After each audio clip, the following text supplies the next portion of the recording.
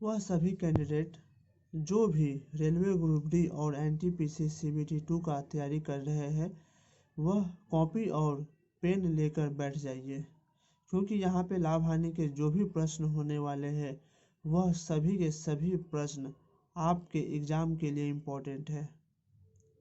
लाभ हानि का पार्ट 1 और पार्ट 2 हो चुका है, यह पार्ट 3 है। तो कॉपी और पेन लेकर बैठ जाइए। आपके सामने स्क्रीन पे प्रश्न यहाँ पे है, एक व्यापारी 52 प्रति किलोग्राम के भाव वाले एक किस्म के 20 किलोग्राम चावल को 36 प्रति किलोग्राम के भाव वाले अन्य किस्म के 60 किलोग्राम चावल में मिलाता है। यदि वह उस मिश्रित चावल को 44 प्रति किलोग्राम के भाव पर बेचता है तो उसका प्रतिशत लाभ ज्ञात कीजिए। यानी कि यहाँ पे दो चावल खरीदा गया है। पहला चावल 20 केजी खरीदा गया है 52 केजी के भाव से। यानी कि आप बोल सकते हैं कि जो पहला चावल था वह 52 रुपये प्रति किलो के हिसाब से 20 किलो खरीदा है। यानी कि 1040 रुपये में वो क्या किया है, पहले चावल के किस्म को खरीदा है। और जो दूसरे जो चावल का किस्म है वहाँ पे 60 केजी खरीदा गया है। कितने के भाव से? 36 रुपये प्रति केजी के भाव से। तो हम क्या बोल सकते हैं कि जो सेकेंड प्रकार का जो टाइप का चावल है उसे 2160 में खरीदा गया है। इसको मल्टीप्लाई कर लिए, यानी कि आपका जो टोटल सीपी हो गया है वह यहाँ पे 1040 में खरीदे और फिर 2160 में खरीदे। यानी कि टोटल आप कितना खरीदे, इसको जोड़ लीजिए, 6 4 10, 2 2 1 3, यानी कि 3200 रुपया में आप जो है खरीदे हैं। लेकिन बेचे कितना में? सेलिंग प्राइस आप यहाँ पे 20 केजी खरीदे हैं और यहाँ पे 60 केजी, यानी कि टोटल 80 केजी खरीदे हैं। कितने? Total 80 KG. और बेच कितना रहे? 44 रुपये प्रति केजी के भाव से। 8 से गुना कीजिए, 8 चौके 32 का 2 हासिल 3, 8 चौके 32 और 3 35। यानी कि आप जो खरीदे हैं 3200 रुपया में और जो बेचे हैं 3520 रुपया में। तो आपका प्रॉफिट कितना होगा? लाभ। एसपी में से सीपी को घटा दीजिए। आपका लाभ कब होगा? जब ज़्यादा में बेचेंगे, कम में खरीदेंगे। यानी कि आपका जो लाभ हो रहा है 320 रुपया का हो रहा है। कितने रुपये का? 320 रुपये का लाभ हो रहा है। लेकिन आपसे पूछा है प्रतिशत लाभ, तो प्रतिशत प्रॉफिट के लिए जो लाभ हुआ है ऊपर रख दीजिए, नीचे सीपी को रख दीजिए आप जितना में खरीदे हैं, और परसेंटेज के लिए 100 से गुना कर दीजिए। आप इसको यहाँ पे काट लीजिएगा तो आपका जो उत्तर होगा 10%। आपका जो उत्तर होगा 10%, ऑप्शन ए। आपको 10% का लाभ होगा। मैं एकदम बेसिक से समझाऊंगा आपको कि आप समझ सके। लाभ हानि बहुत ही अच्छा चैप्टर है। क्लास अच्छा लगता है तो शेयर कर दीजिएगा। नेक्स्ट प्रश्न आपके स्क्रीन पे है,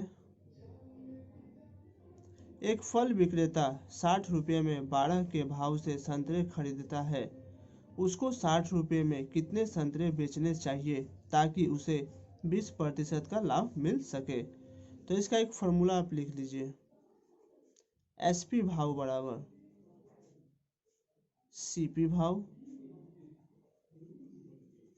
इंटू 100 प्लस माइनस एक्स बट्टा 100।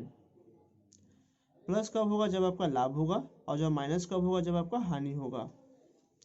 तो एसपी भाव यहाँ पे बोला है 60 रुपये कितने संतरे बेचने चाहिए, तो हम ले लेते हैं 60 रुपये में एक्स संतरे बेचने चाहिए।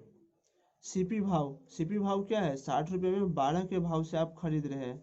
60 रुपये में 12 के भाव से खरीद रहे हैं और आपको लाभ हो रहा है यानी कि 120 बट्टा 100।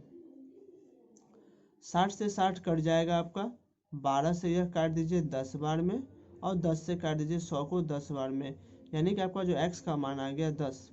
यानी कि आप जो है 60 रुपये में 10 संतरे बेचेंगे। ऑप्शन बी जो है आपका सही उत्तर है। अच्छा लग रहा है शेयर कर दीजिए, सब्सक्राइब कर दीजिए, लाइक कर दीजिए। नेक्स्ट प्रश्न आपके स्क्रीन पे है, ए बी को 20% लाभ पर एक वस्तु बेचता है और बी उसी वस्तु को 20% लाभ पर सी को बेचता है।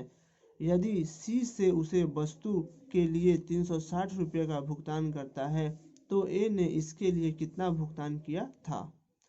यहाँ पे आप देख रहे हैं कि 3 व्यक्ति हैं, ए बी और सी। ए जो है बी को बेचता है और बी जो है सी को बेचता है, लेकिन यह जो है लगातार हो रही है। मतलब है यह जो 20% जो लाभ है इसे आप पहले प्रतिशत हटाइए और फ्रैक्शन में बदलिए। तो हम प्रतिशत हटाने के लिए 100 से डिवाइड कर देंगे, यानी कि 1/5 आया। इसका मतलब क्या है कि जो 5 है आपका सीपी है। अगर क्वेश्चन में कुछ भी नहीं बोलता है तो हमेशा मानिएगा, कभी भी लाभ या हानि होगी प्रतिशत में तो नीचे हमेशा सीपी होगी और एक क्या है, लाभ है। यानी कि ये जो वस्तु है 5 में खरीदा था तो लाभ लेकर 6 में बी को बेचा, तो ए बी का रेशियो हो गया। लेकिन जब बी और सी का निकालेंगे तो नीचे से लिखेंगे। तो बी क्या करता है, सी को 20% लाभ पे ही बेचता है। यानी कि बी क्या किया, 5 में खरीदा और 6 में सी को बेच दिया। यहाँ पे जो जगह खाली है ना, वह बगल वाले अंक को बैठा दीजिए। यहाँ भी खाली है ना, बगल वाले को बैठा दीजिए और इन सबका मल्टीप्लाई कर दीजिए, गुणा कर दीजिए।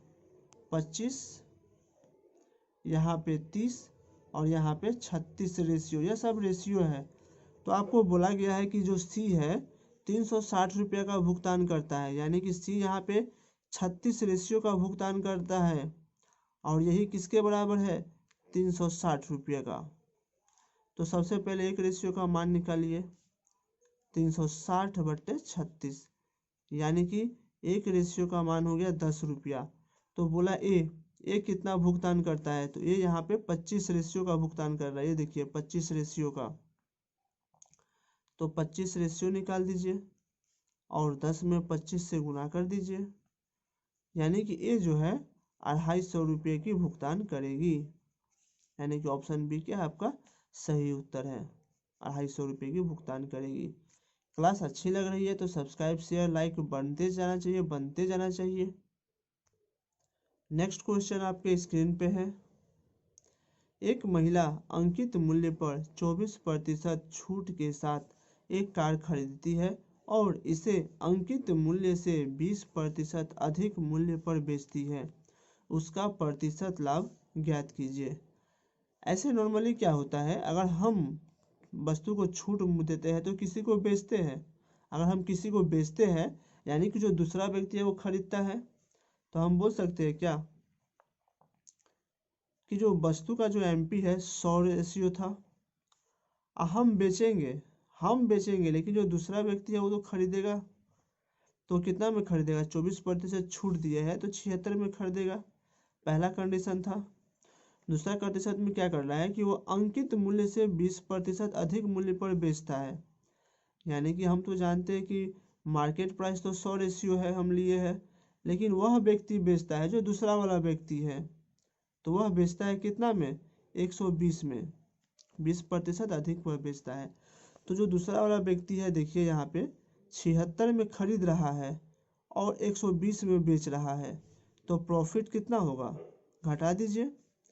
10 में से 6 गया 4, 11 में 7 गया 4, 44।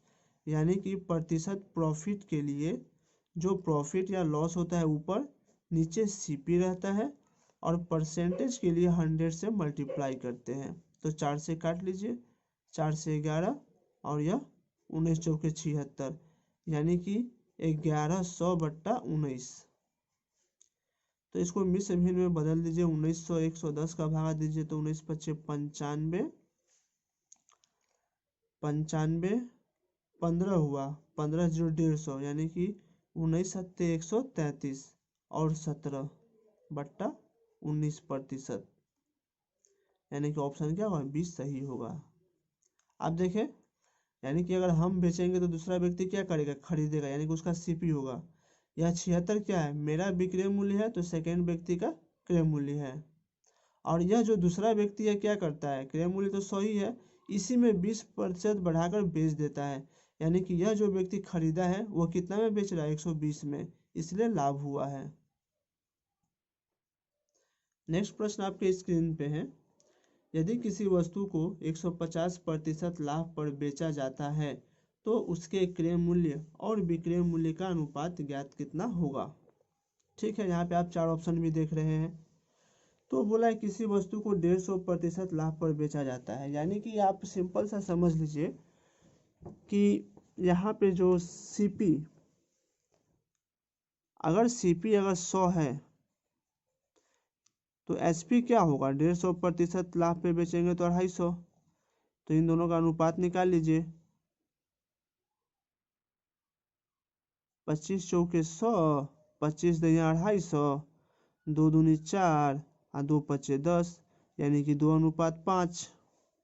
सिंपल सा क्वेश्चन है, वेरी इजी। नेक्स्ट क्वेश्चन आपके स्क्रीन पे है। एक मोबाइल के मूल्य में पहले 20% की कमी हुई और फिर 10% की वृद्धि हुई, मूल्य में होने वाला कुल परिवर्तन ज्ञात कीजिए। यानी कि देखिए जो दो कंडीशन हुआ है लगातार हुई है। पहले क्या हुई है, 20% की कमी हो गई, यानी कि 20% को फ्रैक्शन में 1/5 लिखते हैं, यानी कि पहले 5 था अब 4 हो गया, 5 था 4 हो गया। अब 10% की वृद्धि हो रही है, यानी कि 10% को हम लिख सकते हैं 1/10, यानी कि 10 से कितनी हो गई, 11 हो गई। यानी कि पहले था 50 दाम था, अब 44 हो गया। तो कितने की कमी होगी, 6 की। 6 की कमी हो गई किस पे, 50 पे, इंटू 100, 50 दूना 100, यानी कि 12% जो कमी हुई है वो परिवर्तन हुआ है। अगर क्लास अच्छा लगा है, लाभ हानि आपको समझ में आई है तो अपने दोस्तों में शेयर कीजिएगा, सब्सक्राइब कीजिएगा और जो नोट्स है प्रॉपर नोट्स बनाइएगा, क्योंकि एक एक सवाल और एक एक समय इम्पोर्टेंट है। तो मिलते हैं अगले क्लास में।